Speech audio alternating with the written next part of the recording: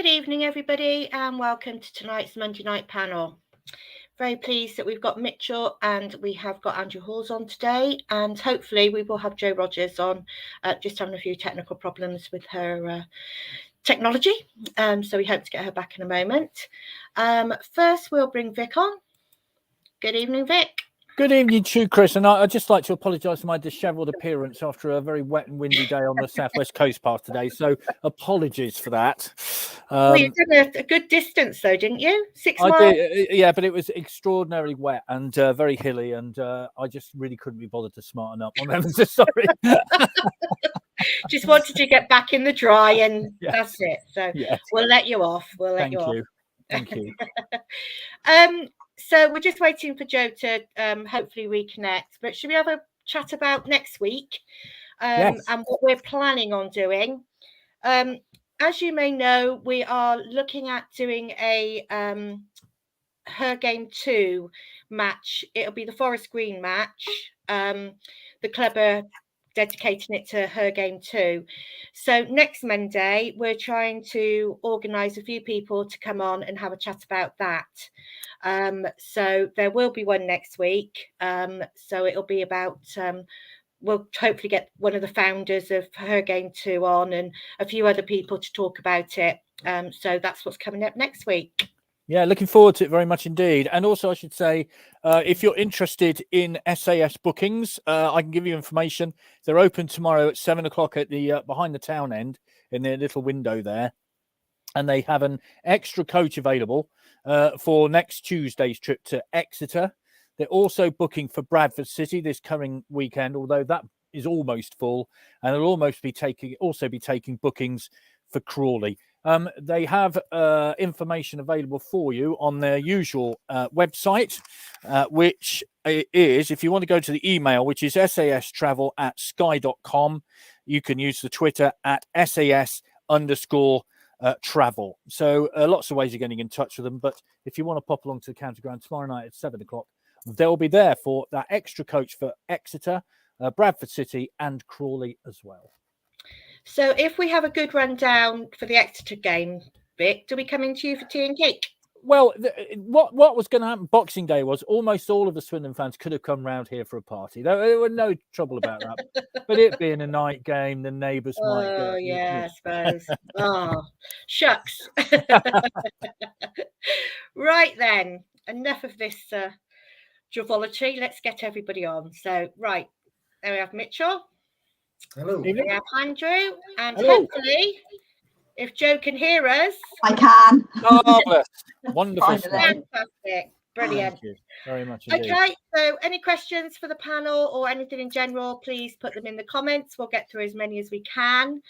And I will speak to you later. Chris, thanks very much indeed. And before we go any further, as I usually do, Andrew Hawes' Swindon Town Miscellany, or whatever it's called, is available on all Amazon websites, as I understand it, Mr. Hawes. Full of good stuff, including the story that Jimmy Allen told us last Monday at the on the sofa live at the County Ground. Jimmy Allen not playing on a Sunday and the reason why.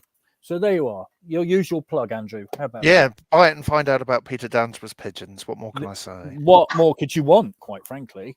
Okay, welcome along, everybody. Mitchell, thanks very much indeed for being here. Last time we were speaking to you, you were off to Egypt. You have obviously safely returned from your holiday. Yeah, no, good. Still managed to watch the games on iFollow whilst I was out there, and some good results in there, and then got back just in time for the 5-0. So good times. Yeah, good times indeed. Jo, welcome along. Nice to have you along. Hello. Hello. You're well, I trust. I am, yes. Thank you. Jolly good. Let's kick off then, to use a cliche, with a couple of away performances. Carlisle. Well, just the away performance at Carlisle, because we haven't discussed that one. Andrew, you were there. I was there. Mitchell, you'd watched it on iFollow. Did you watch it on iFollow, Jo? I did watch it on iFollow, yeah. Right, well, let's talk about that, Andrew. Terrific performance by one H. McCurdy and the whole team. Terrific stuff. Yeah, he was very pumped up for it, as you could tell by the celebrations. Carlisle fans, I think, gave him a fair bit of grief, even while he was there and doing quite well, getting 11 goals, I think it was. But he managed not to get booked, which was quite impressive. But no, they were very good, albeit against you have to say a very poor team. But they beat a very poor team very well, and the way they sort of killed them off with the sort of movement and the quality of the second and third goals was really good. So no, it was a good sort of follow up to that Scunthorpe game beforehand. You can only beat what's put in front of you, as they say, but for those two games they did that sort of very, very efficiently. Yeah, 1 goal, 2 assists. Not bad for Mr. McCurdy at all. Mitchell, what did you think whilst watching it on a computer in sunshine in Egypt? I wasn't getting too carried away with it because I thought, as Andrew said, they were a very, very poor side. I'd actually say they're probably worse than Scunthorpe from what I saw.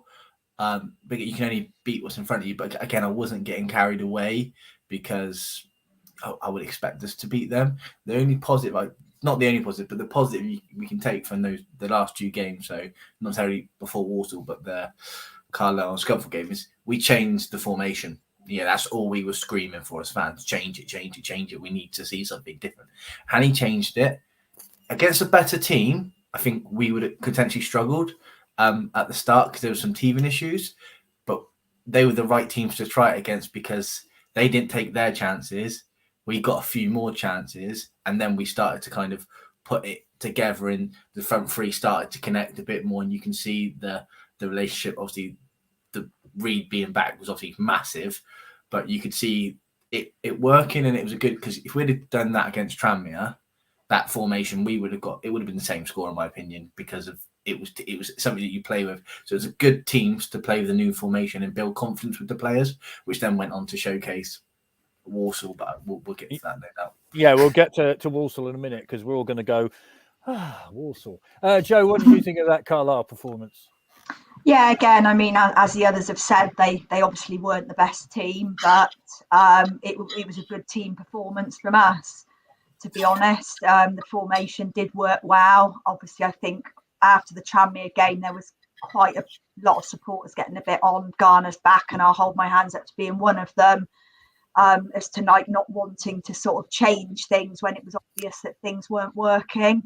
So, it was good to see that he did then obviously react appropriately and make the changes, which I think, helped us obviously to win those games. Yeah, there was a bit of Spartacus there from Mitchell Singh. Just a moment, holding his hand up to the Ben Garner thing. And thank you very much indeed for your comments about last Monday. Very, very good of you to send that in. And what a fabulous evening. Jimmy Allen, Kenny Stroud, Andy Rowland and Alan Mays all in the same room. That's not bad, I didn't think. And a bit of a kid in a sweet shop I was. Right. Walsall, Andrew. Now, for 20 minutes, we looked like we might struggle against Walsall because we just couldn't seem to get to grips with them, could we? And then, I don't know, it was like the flowering of flowers in summer. It was just magnificent. And we all went away thinking, we'll romp the league. Reason we won't romp the league, we'll get onto in a minute. But that last 70 minutes was pretty special, wasn't it?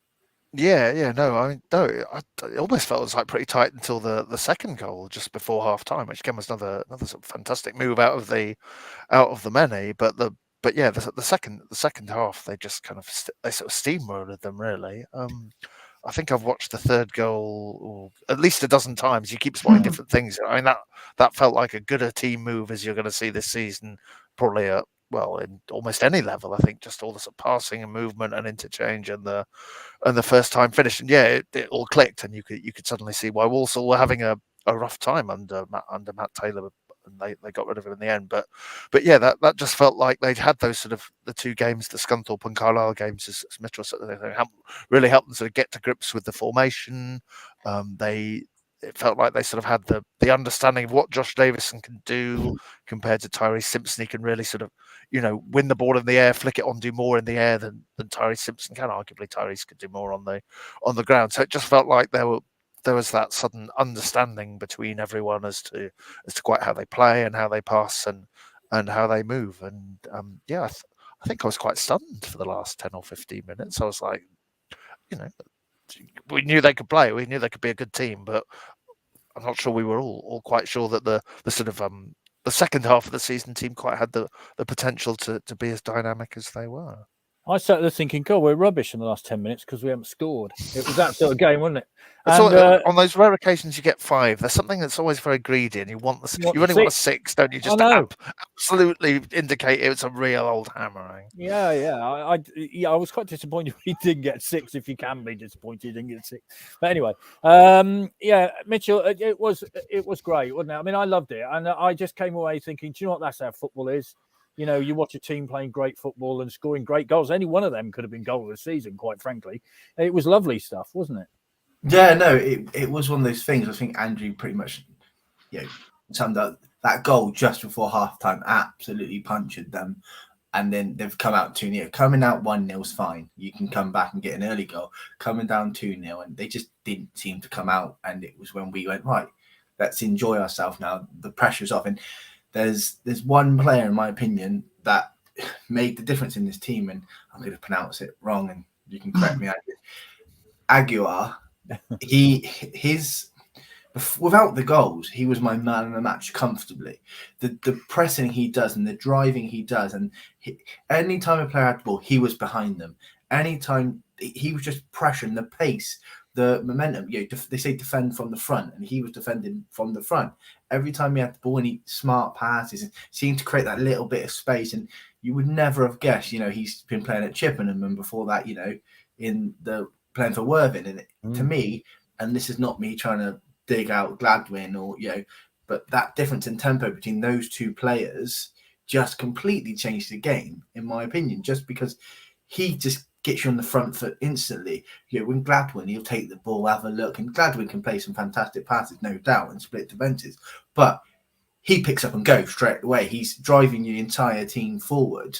And I thought he was the player in that game that, he got the 2 goals. And I was so sure that him or Barry was going to get a hat-trick, because the last 2 times I've seen us win have been hat-tricks. So it's Harry McCurdy got the 4, and the time before that was Anderson against, I can't remember, Boxing Day. That's how long Cambridge, I think it was. Yeah, it was Cambridge. Yeah, because I seem to be the most unluckiest person in the world. But I was just adamant there was going to be another hat trick, and they could have. And when it went to Jolly Williams, I was actually upset that one of the other guys didn't get that hat trick. I was like, oh, go on, because I think Andrew, you when running with it, I think you said it was Aguiar or Barry the wrong way round. And because our friend was like, oh, and I was like, no, it was one of them should have got the hat trick there.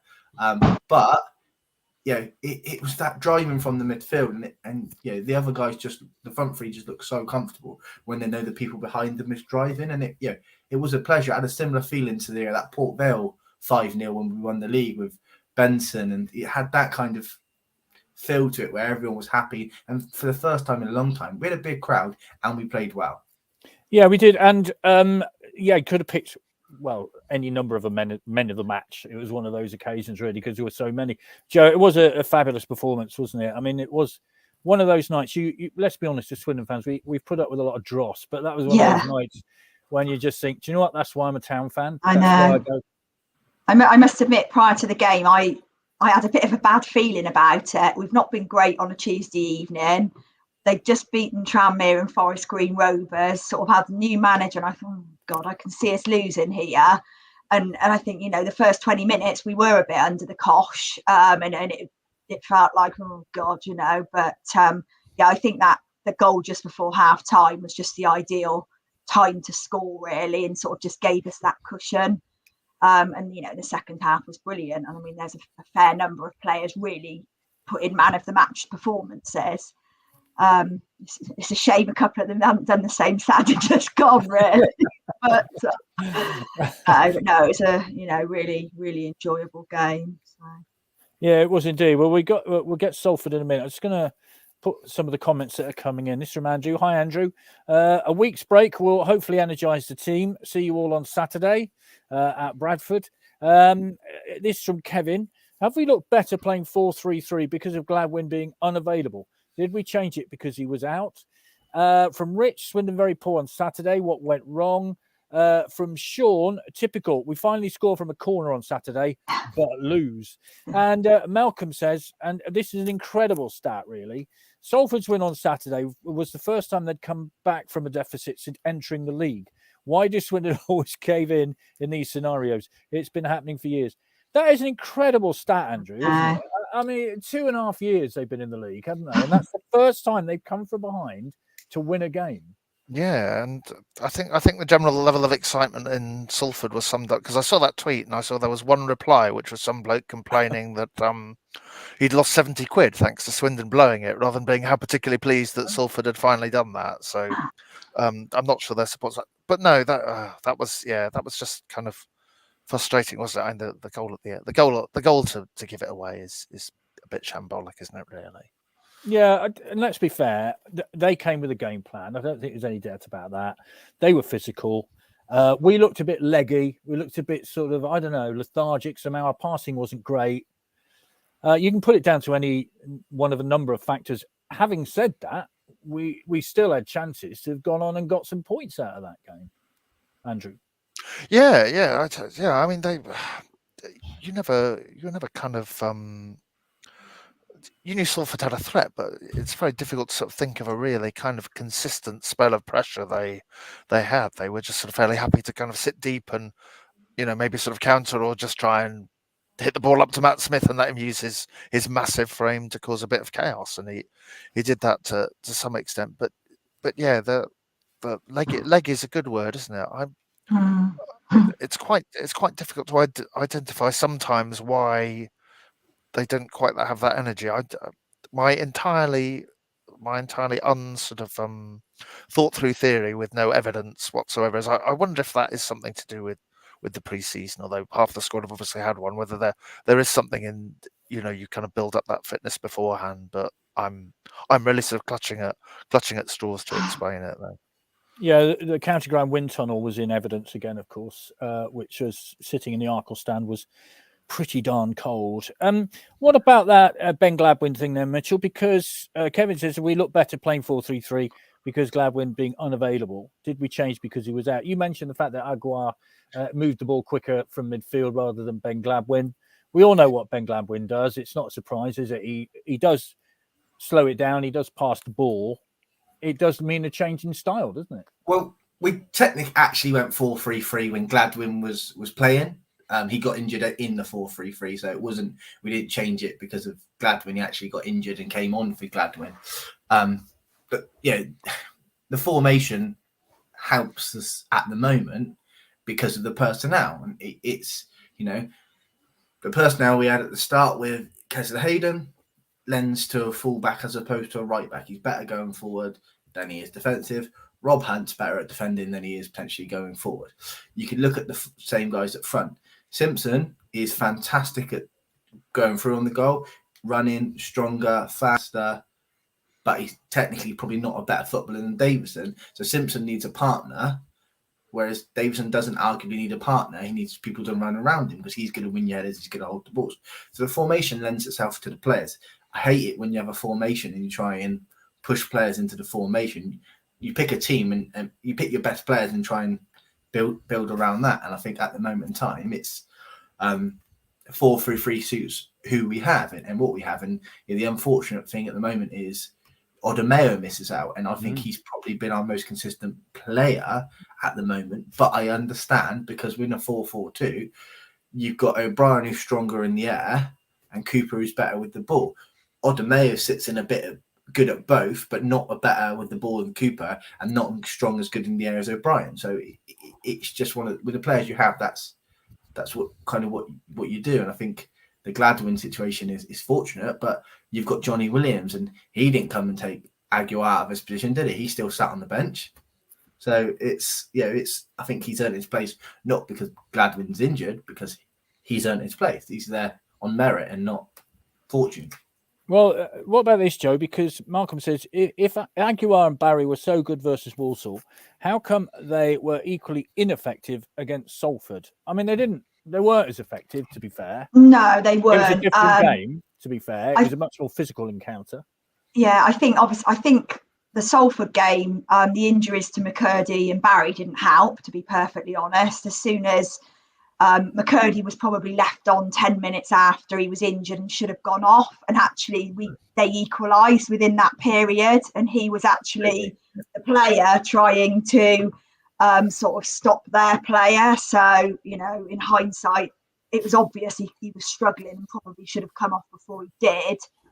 I don't know. I suppose the thing with Barry, and I'm not even going to try and pronounce the other surname because I won't do it as well as Mitchell. They've only really just started playing sort of full 90 minutes. And I suppose they had, they both played full game on Tuesday. No, actually, I think Barry got subbed. But I wonder if it's just an element of tiredness, to be perfectly honest, where they've suddenly sort of been thrown into quite challenging games, and it just caught up with them a little bit on Saturday. But no, neither of them were as effective, definitely. Yeah, that's a very fair point, actually, because Aguilar's been playing at Chippenham, of course, and it is a big step up, isn't it, to League Two football? So no disrespect to Chippenham, obviously, but No. it is, and you're quite right. Paddy says, "Good to see you, Joe, on the panel," and Mr. Hawes is looking dapper. What a governor! So there we are. Very good.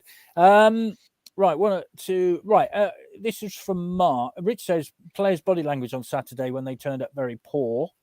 Mark says, Andrew, do you have any updates on the injuries to McCurdy and Barry? And also, of course, Davison had a back injury on Saturday as well, didn't he, at one point? And it looks as though he might struggle to get back on again. So do we know anything about those injuries?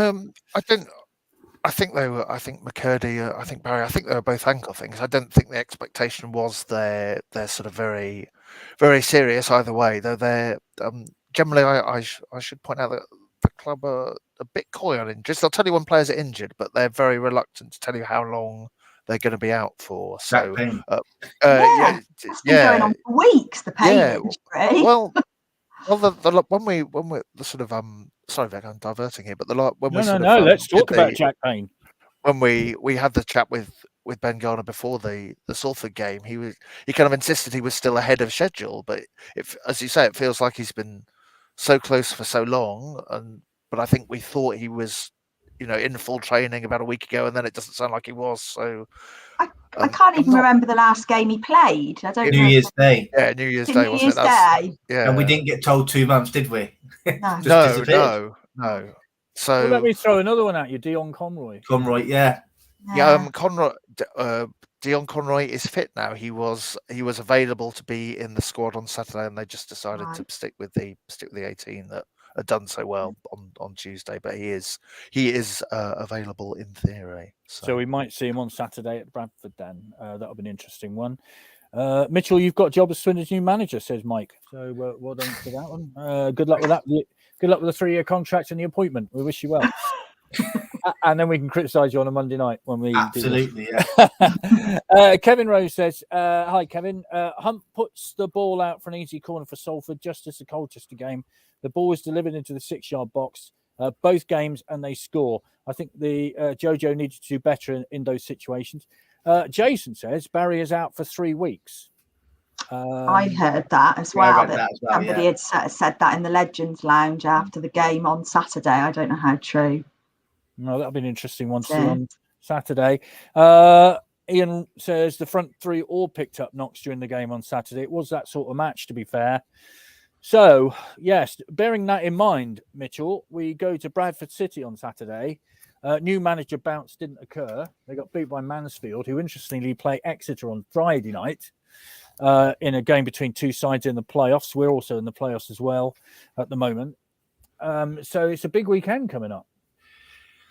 Yeah, it's a tough one for Garner, and I've given him stick, and I'm still not on the Garner bus. I still don't think he's the right person, but I'll give him praise and give him what I think he's done well. And I think Saturday wasn't his fault at all. I can't look at anything he did there or he did wrong. He had to pick the same 11 because if he changed it, people go, "Why did you change it?" But it looked like we needed fresher legs. And because of that reason, we did pick up knocks. And I think Joe got it spot on. And I'm glad you said it because I would have brought up McCurdy stayed on because McCurdy was injured. He didn't track back, support Hunt. That's the first goal, in my opinion. The guy runs across 3 defenders, and I don't know who picks him up. At first glance, I was blaming O'Brien. But then I watched the back and said, actually, was it Tomlinson? Should he track him? I don't know who picks the person who comes across 3 defenders. And then Barry looked like he was limping around for a while, and Davison looks like he was limping around for quite a while. But he always looks like he's limping around, so I'm not really sure with Davison if he's that's just him and he's trying to play through because without him, we would have no outlook up front. But I think Barry's definitely out. From what we're hearing, and be interesting. McCurdy Saturday will be an interesting one. I would really like to see Mitchell Lawson actually given more than 5 minutes. I feel like his lack of game time means he's not sharp at all. But at the same time, he's not the type of player you send out to get minutes at, say, Chippenham. He's above that, and we don't seem to be having any behind the closed door games that we're being made aware of. So I feel like he's got a bit of a dodgy situation here, where it's not really fair to expect him to do much with 5 minutes here, 6 minutes there, and then when he does get his start, it's we expect the world from him to come in and be McCurdy or Barry, and I think he deserves. If Barry is injured, I think we need to give him 2 or 3 games before everyone jumps on him and says, "Yeah, you're not Barry, you're not McCurdy. Where's the goals? Where's the?" Because otherwise you just put Johnny Williams out there and you carry on the guys in the middle. And I think Ellis needs to rest in the middle. I think he's played too many games too soon. I think he's on the same bus as Conroy. If you play so many games and you don't get that rest, and the games are coming thick and fast, and you're going from left back to midfield, and the Salford game was quite a physical one, he's going to be the person who's going to get injured because of his track record. So I think we need to rotate on Saturday, and they're near the bottom. They're one of the worst form teams in the league. They might have Mark Hughes, but I think we need to rotate and keep the formation, rotate, and see where we go. And hopefully we get the 3 points. 15th, they are with 40 points from 34 games. Jason says Payne starts full contact training tomorrow. But I kind of think we've heard that before, but I don't know. It's a weird one. Right. Let's. What about Bradford City on the Saturday then, Joe? Because it's one of those. We always go there. It's a huge crowd. It always is. There'll be a lot of expectation because of Mark Hughes. He'll have a full week to work with those players, get his ideas into them. And we'll go there possibly with all these injuries causing real problems within the side. What are your thoughts on it? It does feel like a ground that we don't ever get a great deal from. We tend to draw there rather than sort of come away with 3 points. I would almost have preferred Bradford to have beaten Mansfield and had that win under the belt with the new manager, whereas they didn't. And it's sort of, if I'm honest, without wanting to be negative, I'm expecting us to lose on Saturday. I'm not expecting much from the game at all. I think it'll be a big kerfuffle, Mark Hughes, home crowd, everything. And I think they'll probably beat us 1-0 or something like that with a scrappy goal. Great. Especially if we've got some injuries. I know. Especially with injuries. I understand Mitchell's point around Mitchell Lawson. If I'm honest, I've not really seen anything from him when he's come on, and it may be just because he's not had enough time, but he just doesn't look particularly strong and seems to get knocked off the ball quite easily, which is a bit of a concern if he's potentially got to step into other people's shoes. A couple of points here, Andrew. On the point made earlier about the lack of pre-season training, is this why we are starting to get injuries? And Bradford will do a Salford on us and bully us. Well, we've always struggled against sides who bully us, haven't we? And I think that's fair to say, because we're not physical. With the new 2 centre-backs, maybe we're more physical. But if they do a Salford and bully us, what are the chances, do you think? Yeah, they kind of did that a bit in the reverse game, didn't they? They were kind of pretty sort of dour and defensive and strong, and just looked to play off the scramps and get it forward. So whether Mark Hughes will try and encourage them to play a bit more, hopefully so. But I'll give a bit of a reason for optimism. They've got less home wins than we have, so there you go this season. So that they're not great. They haven't been great at home. I think that seems to have been one of the main reasons why Derek Adams got the boot, that they couldn't really sort of attack sides and get the kind of wins at home in front of those large crowds. They were a bit too defensive. So maybe Mark Hughes will feel forced to try and be a bit more open, and probably the more open a game rather than a kind of physical game against your classical sort of northern side might work for us a bit better. But it will be difficult. I mean, I do sort of share Joe's thoughts on Mitchell Lawson a bit. We've certainly kind of seen some pace, and he has helped to win a couple of penalties, but has he quite sort of done enough to sort of see him as a regular 90-minute starter? I'm not so sure. Sean says, don't think I've ever seen us win there. Still going though. I'm just trying to think. The last time we won there, I think Grant Smith got a couple of goals when Andy King was manager, if I'm right in saying. Was there a game where John Abika got a couple? Maybe. And we won? I was just trying. We have won there in, well, I say recent times. So it's not unheard of. We got 0-0 under Paolo Di Canio, of course. Yeah, that's so. One thing guarantees going to happen, and you can put money on it because I've won a lot of money from it. Theo Robertson will score. Fact. Yeah. Well, he always goes against us, doesn't he? Tony says, confidence. We have to play fast football and wide. 2-0 Swindon. That'll do nicely. We'd enjoy that very much. Thank you. Kevin says, Bradford bullied us here. And now with Mark Hughes, expect the same. And Shane says, massive game this weekend. It is a massive game. I mean, the thing is, Mitchell, we're 7th in the table. If we'd won on Saturday, it would have been a lot better, obviously. But here we are. We're in February/March because it's March tomorrow, the start of the meteorological spring. And if you'd said we were 7th at the beginning of March back in August, we'd have bitten your hand off, wouldn't we? Absolutely. But as I've said before, that was based on me thinking we were going to be playing Harry Parsons, Baldry, and any person that we could get to play for us. But with the squad that we put together in the first half and the squad that we put together now, I think playoffs is a realistic ambition, and the squad we got is good enough.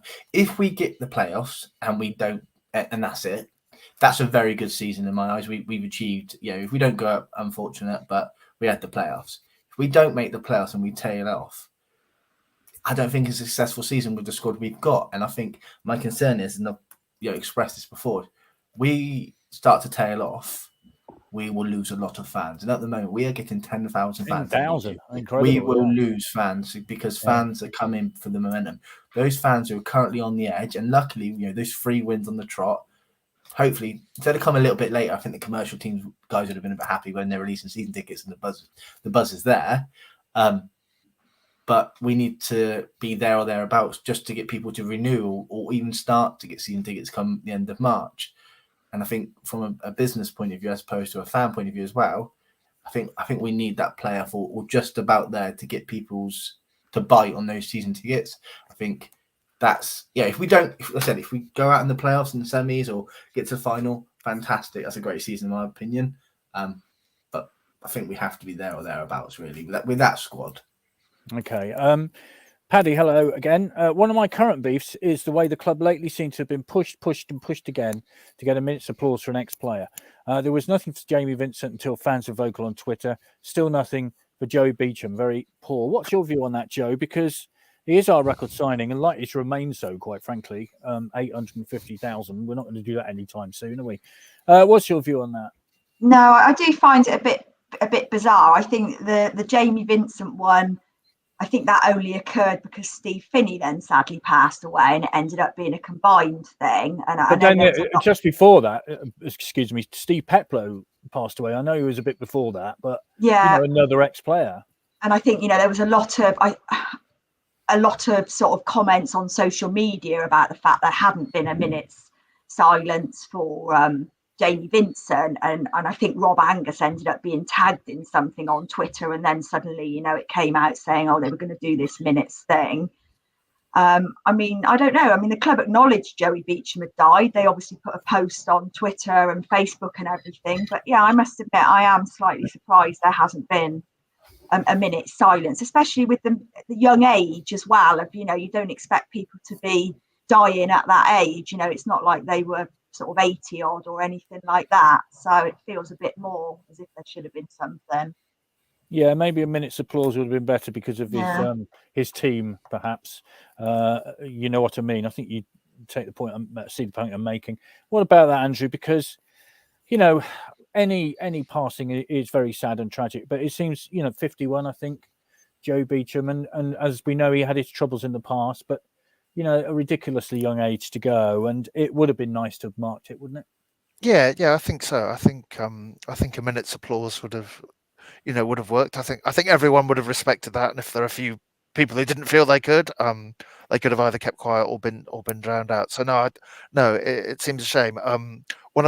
I think one of my biggest beefs with the old regime, of which there probably are several, is there was still nothing done if we go back to when Willie Penman died. I think that was terrible that one of the League Cup winners passed, and it just didn't get acknowledged. It didn't get acknowledged at all. So I think that's been a kind of sensitive area for a while, and hopefully the club can kind of can generally sort of step up on that and make sure that the players that we all remember with so affection, and still get plenty of people turning up in the Legends and Vic to hear them when they were playing about 40 years ago, that we do treat them with the respect they deserve. Yeah, thank you to everybody who did turn up last Monday, because it was extraordinary, and I know that they all felt beforehand very nervous about that, but everybody put them at their ease, and well, one of them said it gave them a new lease of life, which is just a knockout comment. So thank you for all turning up last week. Craig says Salford did more than bully us. Their number 18 punched Hunt in the Quantux. Dark Arts in full effect. Let's hope we stand up to Bradford. Hi, Derek. Last win at Bradford, 2014-15, 2-1. John Abika, 2 goals. So there you are, Mr. Halls. And Malcolm says Harry doesn't help himself injury-wise by playing with his socks down, does he? Tomlinson didn't get in any telling crosses. What about that minute's applause, Mitchell? I mean, I think, they do a very nice... I've always thought one of the nicest things that the club does is at the end of the season, when everybody who's passed in the past 12 months and the club are told, I always think that's one of the great emotional moments of the season.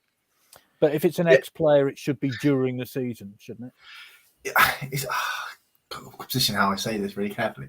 I get it, and I think the club have come a long way from where they were, and Jamie Vincent and but if we had to do it, the only reason I say potentially Joey Beecham is what Joe said, very young and not died of old age or something like that. It's there's actually a situation there which is a bigger picture, which the awareness is, I think. It could help raise more awareness than because in my opinion, if every person who put a Swindon Town shirt on, we did a minute applause for sometimes every someone died, that would be every game. I think the amount of people, the loanies, and you could go every game. But I think the Joe Beecham one's slightly different because of the way in which we believe he's gone. Then that relates to more of the mental health awareness situation. So from that point of view, I would say But if it's just because he's our record signing and went to Oxford, then me personally, I have no connection with him or no reference to him. He scored a good goal. But again, it's if you do it for every player that ever puts in the Town shirt on, then you'd be doing it every game. But again, more from the mental health point of view, I think it's worth the awareness, but only for that personally. But the roll call, absolutely, I think that's fantastic. And you could do every player who played for Swindon at the end with all the fans and all the season ticket holders who'd been here for years. I think that's a really good thing. And we had the person who sits behind us been here for 65 years. He was on it this year, and when his name went, everyone around us were like big cheer because we've been with him for years. Yeah, exactly. Right. Tony says, why can't they have a memorial board for players past? Interesting one. We'll pass that one on to the club. They might well think about that. Right. Let's talk about an initiative that the club have got involved in, Joe. And I don't know. I feel a bit sort of weird coming to you about this, but the her game 2 thing, which we're going to do a special panel on. The days of thinking women don't go to football, do they? Long since gone, haven't they? I mean, I know lots of women go to football. My wife goes, you go, and why wouldn't they? It's a good initiative though to raise. Well, it's not just about women, is it? It's inequality generally. Yeah, no, it is. I mean, I've been going to football since I was about 12 to Swindon regularly, which is a long time ago. And I have to be honest, I might be in the minority, I don't know, but I've never really had any issue from male supporters at football, and that's going to away grounds as well. The only incident that really sticks in my mind was Bolton in the semi-finals of the League Cup me and my friend were spat at and sworn at, you know, by some males, and the playoff final against Leicester after that game. But again, we ended up surrounded by a load of Leicester supporters, and I don't even think necessarily it might not have been because we were female. It was just we were just a bit unlucky. But yeah, so from my perspective, I don't ever worry about going to football and never have done, which I suppose is a good thing. And I know some females don't feel like that. Maybe it's because I've been going for so long and I've, you know, never had any issues. I don't know. But yeah, it can only be a good thing, obviously. No, it's lovely to hear. So you feel totally comfortable about going to football? Not a problem. I'm probably worse than men at shouting and swearing, to be honest.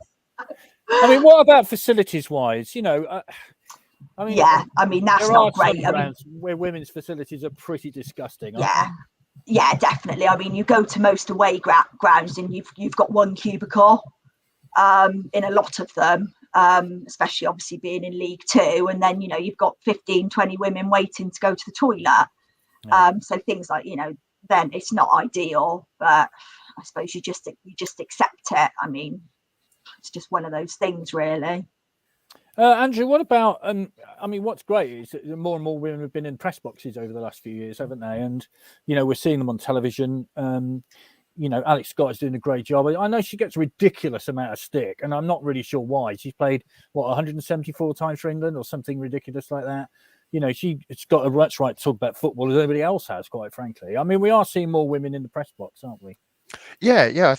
We're definitely sort of at that stage. We're still, I think we're still at the local radio, but we're still the male to female commentator balance would be certainly 98% men. I would think I'd have to say. I think that sort of counted a bit more, that you were getting more sort of female presenters. You know, Marie's on the sort of BBC Wiltshire sports staff, and she presents the programme sometimes. So no, I think it's sort of moving. It's moving in that right direction. I still think there are probably some people who do have the sort of more old-fashioned analysis that women can't commentate, or they don't like their voices or whatever, but they're just going to have to suck it up and get on with it, and appreciate that they can do it every bit as well, and, you know, bang out the cliches as men can. Yeah, absolutely. I went to see Exeter women play Swindon women yesterday. Darn good game, freezing cold afternoon. Wrong result, I'm afraid. 4-1 to Exeter women. But you know, great game football, and you know, the skill level has shot up in the last few years in women's football by a huge amount, and you know, and long may it remain so. I'm going to go to an Exeter City Senior Reds meeting on Wednesday afternoon with the captain of the manager of the Exeter women, so that'll be an interesting one. So lots to. You know, again, Joe, I hate saying this because it all sounds so patronising, but you know what I'm trying to say. I think the future's great for women in football, and it should be. It's a different. I mean, I never played football because when I was growing up, women didn't play football. It's not like it is now. I have to be honest. I don't like watching women's football. I will watch it. I've seen some quite good games, but I don't enjoy it like I enjoy watching men's football at all. I don't know why. I just don't think the level of skill and the way they play is anywhere near the same as men's. And maybe, you know, as time moves on, it will get a bit closer. But I think, you know, they're still poles apart at the moment. Okay, Mitchell, this is from Craig. A bit harsh, Mitchell. You've seen it, right? Okay, a bit harsh, Mitchell. It's our heritage, and like family, I don't think there's compassion fatigue, precisely because of the Willie Penman issue. Discuss. It's an opinion, you know. Everyone's got some. Yeah, everyone's got their own opinion. That's just my personal opinion. Maybe it's because, you know, I've only really been watching Swindon since 2001, 2002. So the only thing I know of Joey Beecham, for example, I only know Joey Beecham because of the song that I used to hear in the town end, and I work in Oxford. So that, you know, but I said there's a lot of people, whereas like Jamie Vincent, for example, I watched him play. So maybe it's just that I don't have a connection with certain players because I didn't see him play. But again, it's just my opinion. It's just one of those things. What about the Her Game 2 initiative then? yeah, interesting because the people all sit around. There's quite a few women who actually sit around where I sit. I've got Karen in front of me. There's another 3 women who sit there. And then interestingly, Martin Wheeler sits in front of me to the right. So Martin's very heavily involved in Swindon women's football team. So yeah, we actually talk about it quite a lot because he's always trying to, which fair play, he's trying to push it. For example, he's like, when the Exeter game was coming, he's like, are you coming to watch? And I was like, no, but I had a valid reason. He's like, you need to come, and he's trying to get people around and get people to come around. And I think I'm glad Joe said what Joe said, because if me and Andrew said female. I think if me and Andrew said it, you fit, then you might have got a lot of stick. But from watching it 10 years ago to watching it now, the level has come on leaps and bounds. So think where potentially it could be in 10 years. And I actually do enjoy watching the World Cup, especially the American team. I think the American females are leaps and bounds ahead of everyone else, in my opinion. And they actually could, from what I can see, from what I've seen, that they play better football than some League Two clubs. I've always, I really wanted a serious answer about this, because I'd love to know whether, like Megan Rapinoe, who plays for the United States, where she would fit in the men's pyramid. Where, if she was to play for a men's team, I really would like to know what level she could come at. Would it be League Two? Would it be Conference? Where would it be? Because she's obviously an extraordinary player, and it would be really interesting to know where she did fit. This is from Peter. Hi, Pete. My friend was also spat at after the second leg of the Bolton League Cup semi-final. Also, he wasn't even an STFC fan. There you go. So you weren't alone in that, Joe. You're all right. Right. Let's. I don't want to talk too much about Ukraine, but we'll touch on the Russian thing in a minute, football thing in a minute. This is from Darren. One thing the club is getting right is the executive suite experience. We upgraded on Saturday. Definitely worth the extra money. The food was great. The staff on duty could not do enough for us. Very professional. Phil King was a brilliant host. And we also had several visits from different players. Well done, STFC. Keep it up. Joe, have you ever had that experience? Have you ever been into that? No, I haven't. I've never been in the executive suite on a match day, but I suppose because I've always had a season ticket, I just never got round to doing it, to be honest. Probably should at some point. Yeah, I've been. It is very. I've been in a couple of times, and it is lovely. They do a very good job, and well, I wouldn't want to do it every week, I have to say, because I quite like meeting my mates and going to watch the game, basically. But it was very nice, and went with the supporters club, and they do a great job. And Phil King is very funny and very good. So, if you want to go treat yourself to a place in the executive suite, then do so, because why wouldn't you? Andrew, have you ever been invited up? I have not. No, I mean, obviously, I've kind of wandered sort of around there on match days when we do the sort of news conferences and stuff. But no one has offered me a prawn sandwich to date. So. No, really? Oh, well, that's interesting. But Marion looks after you very well, anyway. Well, you don't need a prawn sandwich when you've got Marion plying you with coffee and biscuits. So all absolutely good. Right, quite right. Have you ever been in the posh seats, Mitchell? I have twice. Oh. For people I sit with for his 50th, we did it once, and I think it's the other guy's 50th a few months later, so it's the same season. Was nice. And I think what someone said about Phil King, he's really funny and he comes around and makes it really personal. He's nice. The only issue I had is I didn't get to go in the ring fence seats. Got just normal seats, which were not my seats. And there's an annoying person behind me shouting forward, push up. Like a drawstring of the same 4 things going in rotation. So for that reason, I did not enjoy the watching the game. The experience is great, but next time I'll probably go back to my own seats and keep my own seats, so that I have to deal with the same person shouting forward and get into him on repeat. It's probably me, actually. I did that once, actually. I went and sat in my own seats, having been in the hospitality, because you just like sitting with the same people, don't you? It's that simple, really. Tony says, looking forward to the Oldham match with the extra tickets given to the season ticket holders, 13,000 plus. Pete says, I have tickets to the Women's Euro this summer, England games at Southampton and Brighton, and dirt cheap too. And that's going to be quite an occasion. What about the Oldham match then, Joe? I know we're looking a couple of weeks ahead, but the Chesser seems to be going all right. I'm actually missing it, which I'm quite devastated about. It's I'm away that day, so I'm not actually going to be there, which I'm quite disappointed about. But I'm also a little bit like, the run they're on, I just don't think I could bear it if we lost. I think you've got the Sheridan team. So if we lose, then I'd be glad that I wasn't there. But I can't get my head around the fact that they're just unbeaten under him, quite frankly. Yeah, I mean, Andrew, I'm sure you're looking forward to getting back together with your old mate for a drink, maybe. I'm sure I'll come on afterwards for old time's sake. Yeah, I'm sure he will, and share some banter. It's one of those. You know what? We kind of know what's going to happen, don't we? I don't know. In the back of my head, I know what's going to happen, and I don't know. It would be very Swindon, wouldn't it?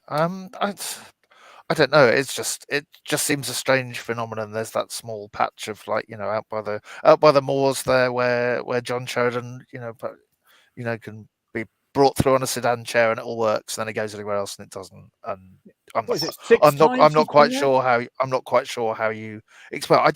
On a slightly serious, I don't think their squad, when you look at it, is quite as weak as, say, Scunthorpe's or Carlisle. So some of that may just be maybe them sort of coming back and performing a bit more to their natural level. But it's just a kind of phenomenon. Oldham needs something good to happen to them, and apparently. But was our squad any worse than theirs? I know we were League One, but I tend to think. Oh no, I meant for this year. Season squad. Yeah, not last season. So. Yeah, it'll be an interesting one, Mitchell, won't it? I mean, I'm guessing what kind of reaction there'll be when he comes out of the tunnel. I'm adamant, that his job was to get us relegated. Yeah, I genuinely believe that his job was to get us relegated. I really do think that, because you can't be.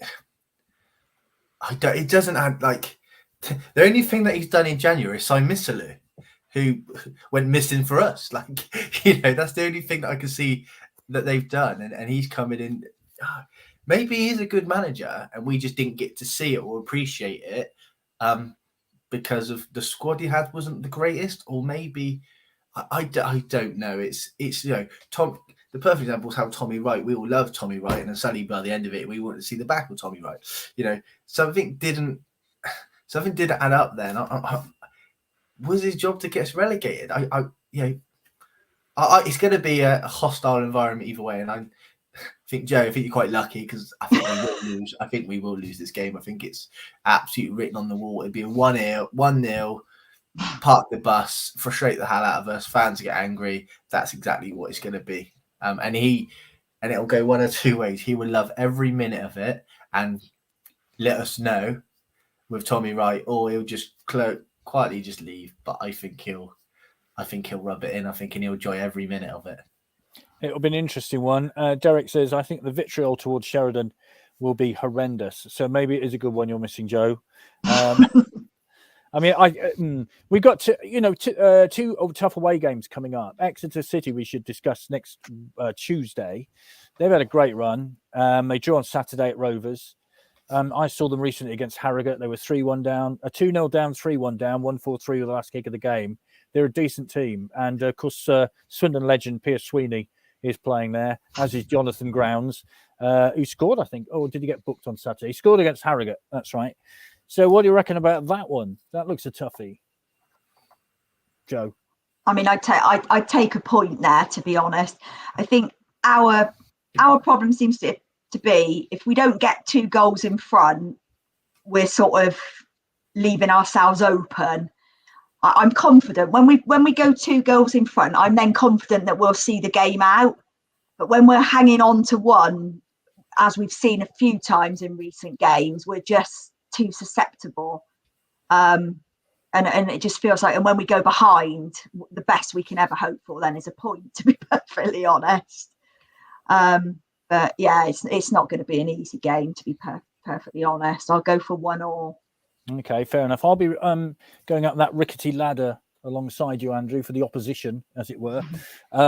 So it's always it's going to be a big crowd. There's no question about that. The big bank will be in full voice with an extraordinarily loud drum. That's all I can say. What do you reckon? I agree with Joe. I think it's going to be a difficult game. To be honest, tend to go down there and find it difficult. The Phil and the Phil Brand team's got beaten in quite a lot of places, but they always seem to particularly suffer. And Matt Taylor always seems to have extra as a pretty kind of organised and disciplined side who. That's not really the kind of team we like to face, isn't it? We'd rather face someone who comes against us. But yeah, I definitely take a point and a safe trip up the ladder. Both of those would yes, and a safe trip down the ladder too, as well, and not dropping any equipment on the people below, which is always a useful thing to do. Mitchell, your views on that one? Yeah, based on the last 6 games, they're the most informed team in the league. So you go to Excel Tuesday night, where take the point and get home. Anything but a defeat, and I don't want to come across negative. They are a good team. We played really, in my opinion, we played well to get the lead. We let them win the last game, but let's not kid ourselves. They are a good team. It's not like we suddenly just were really bad. They were a good team. So I take a draw and move on. It's the only away game I'll be home before 11 o'clock, which is always a thing. Derek says, Exeter will be tough, but I fancy us to win by the odd goal. Like it. Okay. Right, we've got a couple of minutes left. Joe, FIFA finally said tonight that they're banning Russia, not using some sort of stupid flag of convenience. Your views on that? Well, if they hadn't done, then I think it would have been the wrong decision. There'd have just been uproar. It's the right decision, to be perfectly honest. So I'm glad. Yeah, Andrew, the use of it's a bit like in the Olympics, isn't it? The Russian Federation, but it's Russia by another name. I mean, either ban them or you don't ban them. It seems to me. So they've made that decision now. Yeah, I think that's hardly worked for the Olympics, has it? Calling them the Russian Olympic Committee athletes, and not you might not give them the anthem and all that, but we all know the impact that Russia had on the Sochi Winter Olympics, and it provided the biggest doping scandal of this Winter Olympics. But yeah, there's a lot of wider sports politics. It makes me sort of go back to the Manchester City time. Think we all enjoyed it and we all had a great time, and did we really think about what funds Manchester City and all that, and without opening up the other can of worms? So maybe it's kind of what's the word I'm looking for? Sort of contingent on all of us to sometimes think about that when we're looking at football.